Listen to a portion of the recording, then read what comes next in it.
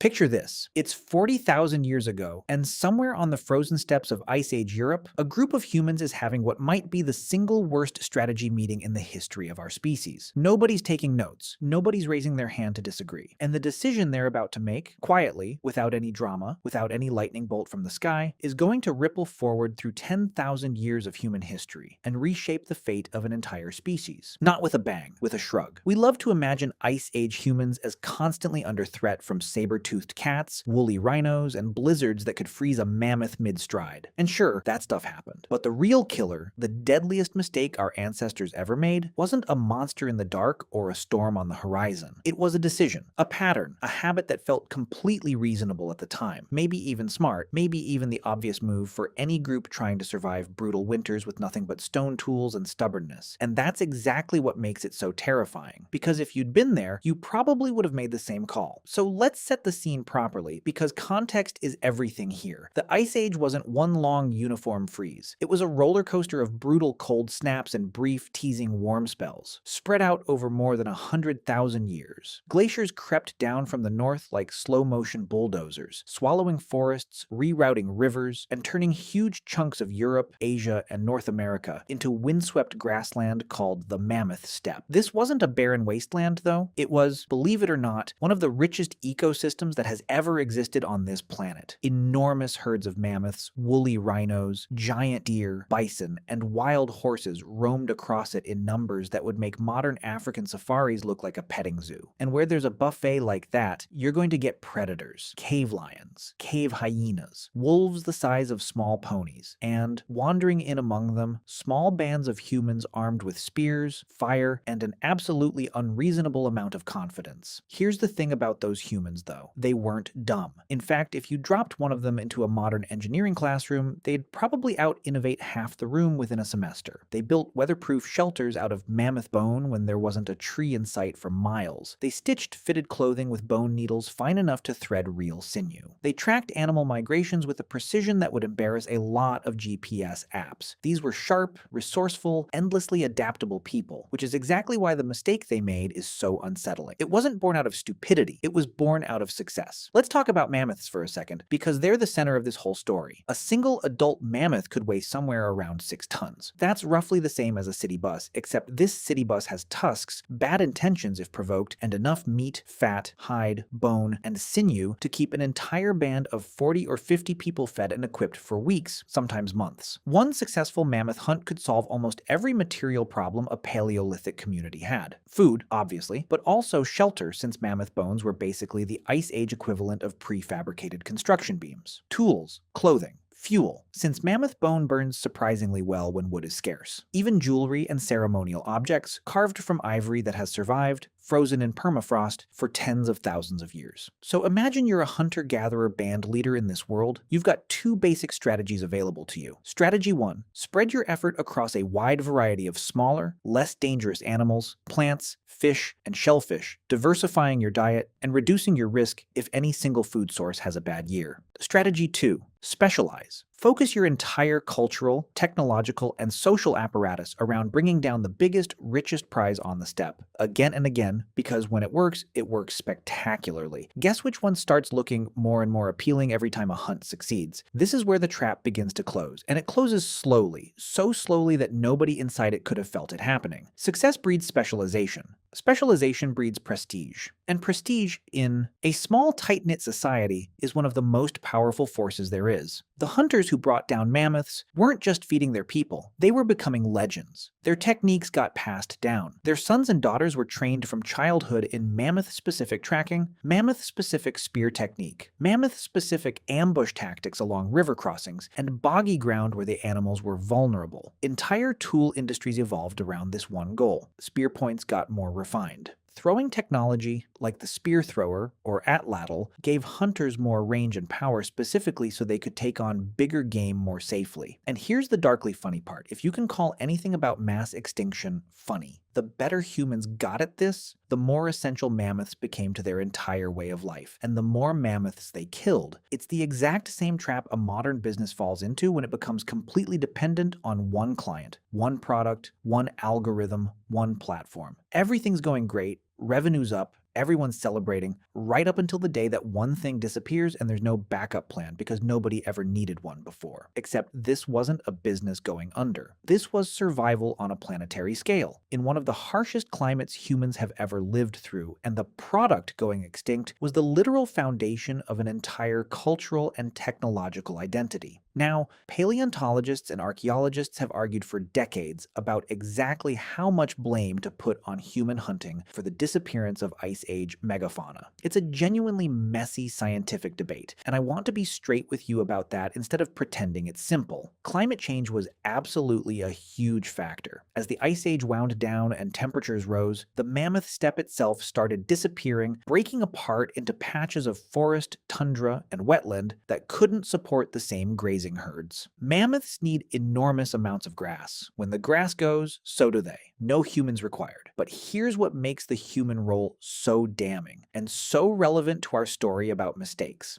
Megafauna, animals like mammoths, giant ground sloths, woolly rhinos, and giant deer share one biological trait that makes them uniquely vulnerable to a new, clever predator showing up on the scene. They reproduce slowly. A mammoth might not reach reproductive maturity until its teens, and even then it might have one calf every 4 or 5 years, and that calf has a rough shot at making it to adulthood even without humans in the picture. Compare that to a rabbit, which can produce a new litter every month under the right conditions. If you hunt rabbits too hard, the population can bounce back fast. If you hunt mammoths too hard, there is no bouncing back. There's barely even a slow recovery. There's just fewer mammoths forever. So you've got a slow breeding animal already under climate stress getting hit by a predator that has just invented better spears, better coordination, better fire-based drive hunting techniques, and a cultural obsession with taking down the biggest game possible, because that's where the status and the resources are. This isn't a fair fight. It was never going to be a fair fight. And the humans doing the hunting had absolutely no way of knowing that, because nothing in their experience or their oral traditions could have prepared them for the concept of a species just running out permanently because of what they were doing. This is the deadliest mistake. Not any single hunt, not any single winter. It's the slow, generational overcommitment to a resource that felt bottomless because every single person who had ever lived had only ever known a world absolutely packed with megafauna. Nobody alive had a memory of scarcity to warn them. There was no elder standing up at the fire saying, "Careful, we've done this before and it went badly," because it had never happened before, not in 100,000 years of human experience on that particular landscape. This was uncharted territory, and they were sprinting through it at full speed with total, justified confidence because everything up to that point had told them this strategy worked. Let's zoom into a specific example, because abstract population dynamics only get you so far. Take Dolní Věstonice, a site in what's now the Czech Republic, dating back around 26,000 years. Archaeologists digging there found the remains of literally hundreds of mammoths concentrated in one area, along with hearths, tools, art, even the famous ceramic figurines that are some of the oldest fired clay objects on Earth. This wasn't a random kill site. This was a base of operations, a community that had built its entire settlement pattern around processing mammoths on an industrial scale, generation after generation. Think about the sheer logistics involved. To take down a mammoth safely, you needed a coordinated group, probably using terrain features like riverbanks, bogs, or narrow gullies to funnel the animal into a position where it couldn't easily turn and charge. You needed people to distract, people to drive, and people ready with spears at the critical moment. This required trust, planning, inherited knowledge, and a social structure built to support this exact activity generation after generation. Kids grew up watching their parents do this. It became identity. It became the thing their people did, the thing that made them who they were, distinct from other bands who maybe specialized more in reindeer or fish. And when a strategy becomes identity, that's exactly when it becomes almost impossible to abandon, even when the environment starts sending warning signs. Because here's what starts happening as the Ice Age begins its long, uneven retreat, somewhere between 15 and 11,000 years ago. The climate doesn't just gently warm up in a straight line, it jerks around wildly. There's a particularly nasty cold snap called the Younger Dryas, sometimes nicknamed the Big Freeze, where temperatures in parts of the northern hemisphere plunge back toward full Ice Age conditions in a matter of decades, an absolute geological eye blink. Grasslands shrink, forests creep in where open steppe used to be. The herds that mammoth specialist communities depended on start shrinking, migrating differently, becoming harder to find, harder to predict. By the way,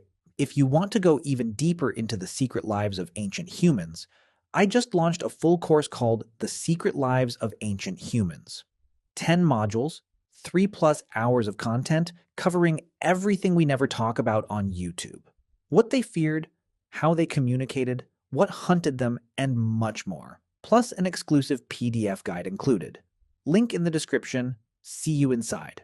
Now imagine you're one of those communities. Your entire toolkit, your entire body of inherited knowledge, your entire social prestige system is built around hunting an animal that is becoming rarer every single year. What do? Some groups, the smart, flexible ones, or maybe just the lucky ones, start diversifying. They shift toward reindeer, horses, fish, plant foods, smaller game that reproduces faster, and can handle hunting pressure. These are the groups whose descendants are still around today, whose genetic and cultural lineages threaded through the bottleneck and came out the other side. But other groups, the ones most deeply invested in mammoth hunting identity, the ones with the most specialized tools, the most rigid social structures built around big game prestige, they didn't pivot fast enough. And you can't really blame them for that, honestly. Because pivoting means throwing away skills passed down for dozens of generations, means admitting that the thing your ancestors were famous for isn't working anymore, means retraining your entire society around unfamiliar prey, using tools that weren't designed for it. That's an enormous ask for any society, ancient or modern. Try telling a modern coal town to become a solar panel manufacturing hub in 5 years and watch how smoothly that goes. So some of these specialist communities simply ran out of options. Their population, likely already stressed by the same climate shifts hammering the mammoths, shrank. Sites that show centuries of continuous mammoth hunting occupation go quiet in the archaeological record. Not necessarily because everyone died in some dramatic Ice Age apocalypse movie scene, but because the population dwindled, merged with more successful neighboring groups, or simply couldn't sustain itself at the same scale anymore. In evolutionary terms, and in cultural terms, they lost, quietly. Without a single villain, without a single dramatic battle, just a slow fade brought on entirely by an economy of survival that had, for thousands of years, made perfect sense, right up until it didn't. And here's the part that I think deserves a moment of genuine reflection, because it's honestly a little chilling. This same trap has caught human societies again and again throughout history,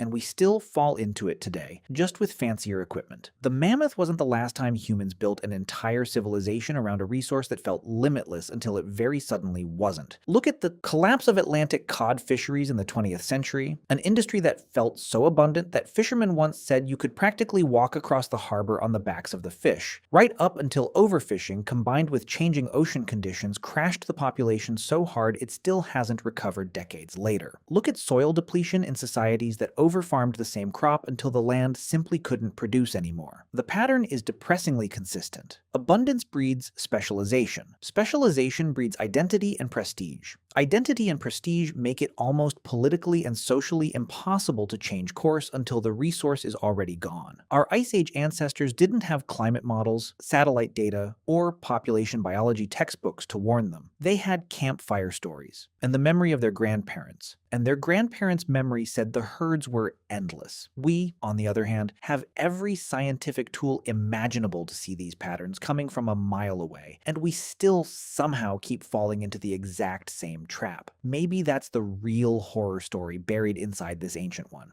It's not that Ice Age humans were foolish, it's that the trap itself is built into how human societies function, and we haven't fully escaped it yet either. But let's bring this back to the humans actually living through it, because I don't want this to just be a lecture on ecological economics. I want you to actually feel what this must have been like on the ground. Picture a hunter, someone in his 30s, maybe the most respected mammoth tracker in his community, someone who has spent his entire life learning to read footprints in frozen mud, to predict where a herd will cross a river based on wind direction and the position of the sun. He was trained by his father, who was trained by his father. This is not just a job to him, this is his entire sense of self, his entire relationship to his community, his entire way of providing for his children. And now imagine him, season after season, walking farther and farther to find fewer and fewer mammoths. Imagine the quiet panic of watching young hunters, kids he helped train, coming home empty-handed more often than not because they lack skill, but because the animals themselves are simply vanishing from the landscape his people have hunted for as long as anyone can remember. ever. Imagine the arguments at the fire at night. Some elders insisting they just need to travel farther, hunt harder, try the old techniques their ancestors swore by. Younger members of the group, maybe having traded with neighboring bands who've shifted to different prey, quietly wondering if it's time to abandon everything their culture has been built around. There's no villain in this story. There's no single bad decision you can point to and say, right there, that's the moment they doomed themselves. It's death by 1,000 completely reasonable choices, each one making sense in isolation, each one building on the success of the last, until the whole system was standing on a foundation that had quietly eroded out from under it. Now, I do want to be fair to the science here, because I promised I wouldn't oversimplify this. Not every megafauna extinction can be pinned entirely on overhunting, and researchers are still actively debating the exact ratio of blame between climate change and human predation for each individual species and each individual region. Woolly rhino populations, for example, seem to have been hit especially hard by habitat loss as the steppe fragmented, with human hunting acting more as an additional pressure on an already struggling population rather than the sole cause of collapse. Giant ground sloths in the Americas, on the other hand, show a suspiciously tight correlation between the arrival of humans in a given region and the disappearance of the sloths from that same region shortly after. In place after place, continent after continent, which is a pretty hard pattern to explain away with climate alone. The honest answer, the one most researchers actually agree on, is that it was almost always both factors working together, and that combination is exactly what made it so lethal. Climate change alone might have caused some population decline, but many of these species had survived previous warming and cooling cycles over hundreds of thousands of years without going extinct. What was different this time was the presence of an increasingly sophisticated, increasingly coordinated human predator, showing up right as these animals were already under environmental stress, hitting them with an additional pressure they had never evolved any defense against, at the exact worst possible moment in their species' history. It's a bit like kicking someone while they're already down, except nobody involved knew they were doing any kicking at all. From the human perspective, this was just Tuesday, just another hunt, just doing what their people had always done, the thing that had always kept them alive through brutal winters and had never, not once in living memory, failed to work out in the end. So what actually happened to the humans who were caught in this trap, the specialist communities who bet everything on an animal that was disappearing out from under them? Some, as I mentioned, managed to adapt in time, diversifying their diet and their toolkit before the collapse became fatal. Genetic and archaeological evidence suggests that the human populations who made it through this transitional period tended to be exactly the ones who kept multiple survival strategies going simultaneously, hunting smaller game, fishing, gathering plants rather than betting their entire existence on one enormous, increasingly rare, increasingly hard to find animal. Others weren't so fortunate. Population bottlenecks show up in the genetic record from this period, moments where the diversity of certain human lineages narrows dramatically, suggesting hard times, and hard times in an Ice Age context usually means starvation, exposure, or simply not enough surviving children to keep a lineage going. It's genuinely difficult, and honestly a little heartbreaking, to look at these bottleneck signatures and think about the individual human stories buried inside them. Real families, real children, real winters where the mammoth hunt simply failed one too many times and there was no backup plan because there had never needed to be one before. And this is really the emotional core of the whole story, isn't it? The mistake wasn't cruelty, it wasn't laziness, it wasn't even really short-sightedness in the way we usually mean that word, because these people were planning generations ahead, training their children, passing down accumulated knowledge with incredible care and precision. The mistake was trusting a pattern that had never failed before, right up until the one time it mattered most. And honestly, what else were they supposed to trust? Their entire epistemology, their entire way of understanding how the world worked, was built on observed patterns passed down through oral tradition. If the herds had always come back before, why would this time be any different? They had no other model of reality to draw from. They were making the most rational decision available to them with the information they actually had, and it still turned out to be the deadliest mistake in their species' long survival story. There's something almost unbearably human about that if you think about it. We like to imagine that if we'd been alive back then, we'd have seen the warning signs and changed course in time. But would we really? Look at how many modern warnings, backed by mountains of scientific data, charts, models, and expert testimony, get ignored every single day because changing course feels too disruptive, too expensive, too much like admitting that the thing that made us successful in the past might not work forever. We are, in a very real sense, still living inside versions of the exact same trap our Ice Age ancestors fell into, just with better graphics and worse excuses. What's fascinating, and maybe a little hopeful, is what happened next, on the other side of this collapse. The human groups that survived the megafauna crash, the end of the great Ice Age herds, didn't just barely scrape by and stay stagnant. They innovated. Freed, in a strange way, from total dependence on one massive animal, human societies across multiple continents began diversifying their food strategies dramatically in the millennia that followed. This is roughly the same window of time where we start seeing increased use of fishing technology, more sophisticated plant processing, wider trade networks between bands who specialized in different resources, and eventually, in several independent locations around the world, the first tentative steps toward agriculture itself. You could make a genuinely compelling argument that losing the mammoths, as devastating as it clearly was for those specialist hunting cultures, ultimately forced humanity as a whole toward a more resilient, more diversified survival strategy, one that didn't put all its eggs, or all its mammoth steaks, in one basket. Sometimes the deadliest mistakes are also the ones that teach an entire species the lesson it desperately needed to learn, even if that lesson gets paid for in famine, population collapse, and forgotten cultures whose names we will never know because they left behind no written language, only bones, tools, and the occasional beautifully carved mammoth ivory figurine that somebody, 10,000 years later, would dig up out of frozen ground and try, imperfectly, to understand. And maybe that's really the point of telling this story at all. Not to judge Ice Age humans for making a mistake that, honestly, most of us would have made in their exact position, but to recognize the pattern because it keeps showing up dressed in different clothes across every era of human history since. Anytime a group of people builds their entire identity, their entire economy, their entire sense of self-worth around one resource, one industry, one strategy that has simply never failed before, they are standing exactly where those mammoth hunters stood, at the edge of a cliff they cannot see, because nothing in their experience has ever shown them a cliff existing at all. The step is gone now. The mammoths are gone, except for the ones occasionally found frozen so perfectly in Siberian permafrost that scientists have found undigested food still in their stomachs. A snapshot of a final ordinary meal before extinction, personal and planetary, arrived at the exact same moment. The specialist hunting cultures that depended on them are gone too, absorbed, forgotten, or simply ended, their DNA diluted into broader human populations that eventually spread across every continent on Earth. But the trap they fell into, the very human, very understandable, very rational trap of trusting a pattern that has always worked. Right up until the one time it doesn't, that trap is still here. It's baked into how we build economies, how we manage resources, how we plan for a future we assume will look basically like the past, just with more of the good stuff and less of the bad. Ice Age humans didn't have the tools to see this coming. We do. The real question, the one worth sitting with long after this video ends, is whether having those tools actually makes any difference at all, or whether we're all just very sophisticated mammoth hunters walking a little farther every season, telling ourselves the herds will come back right up until the moment they don't.